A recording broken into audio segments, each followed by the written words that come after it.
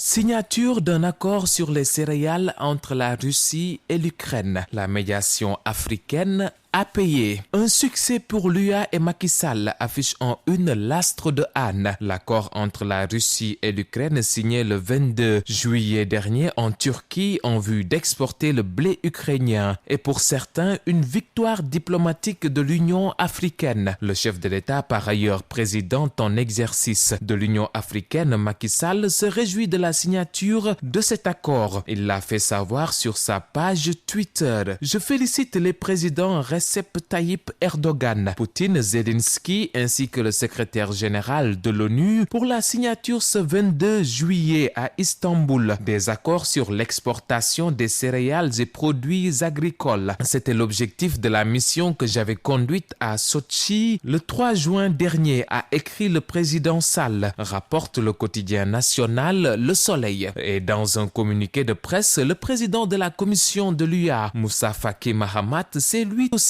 félicité sur sa page Twitter de la signature de l'accord entre la Russie et l'Ukraine pour la reprise des exportations de céréales sous les auspices de la Turquie et des Nations Unies. Il félicite aussi chaleureusement le président Macky Sall pour avoir appelé à l'urgence de la reprise de l'acheminement des céréales d'Ukraine et de Russie sur les marchés mondiaux. Dans une tribune intitulée « D'une victoire africaine », le ministre conseiller El Hadj Hamidou Kassé estime que le fait est inédit d'une implication aussi manifeste, significative et efficace de la diplomatie africaine dans un dossier d'une telle ampleur. Cette victoire, soutient-il, renforce la position du Sénégal sur la scène internationale. Article de notre confrère Ali Diouf à lire dans les colonnes du quotidien Le Soleil. Campagne électorale pour les législatives, c'est la dernière ligne droite. Les quotidiens critiques Sud Quotidien et Enquête en font leur une. Après avoir foulé le pays profond à la quête de voix, les candidats à la députation empruntent la dernière ligne droite vers le scrutin. Si les uns cherchent à recadrer le discours pour mieux convaincre, d'autres surfent sur les questions d'actualité pour accrocher les électeurs. Ainsi, tous les chemins mènent vers la capitale où les coalitions risquent de se rencontrer au détour des caravanes. La tendance a été de descendre d'abord dans le Sénégal des profondeurs. Du Fouta au sud du pays, les caravanes ont sillonné les contrées et villages avec des discours variés, mais centrés sur les enjeux de cette élection importante pour le pays, écrit Sorna Thiam du quotidien Critique. À 5 jours de la fin de la campagne électorale, des tiraillements sont notés au sein de l'opposition entre Yewwi Askan Wi et Aar Sénégal. Thierno Bocoum, porte-parole de la coalition Aar Sénégal, a dénoncé hier les déclarations de Ousmane Sonko indiquant que toutes les listes de l'opposition, à l'exception de Yewwi et de Wallu, sont à la solde de Macky Sall. Des propos qualifiés par les membres de la coalition Aar Sénégal d'irrévérencieux et mensongers. Selon eux, le leader du Pastef Les Patriotes a fait de la manipulation son arme politique. Fin de cavale pour Pape Mamadou Seck, évadé du pavillon spécial de l'hôpital Aristide Le Dantec dans la nuit du 9 au 10 juillet. Pape Mamadou Seck est tombé hier aux environs de 9h à Daro Karim dans le département de Mbacké, région de Diourbel. Selon la direction de l'administration pénitentiaire, il a été réintégré en détention le même jour après son arrestation qui porte la signature du groupement d'intervention de la gendarmerie nationale GIGN. Pape Mamadou Seck a été appréhendé au domicile de son marabout, rapporte le quotidien Libération.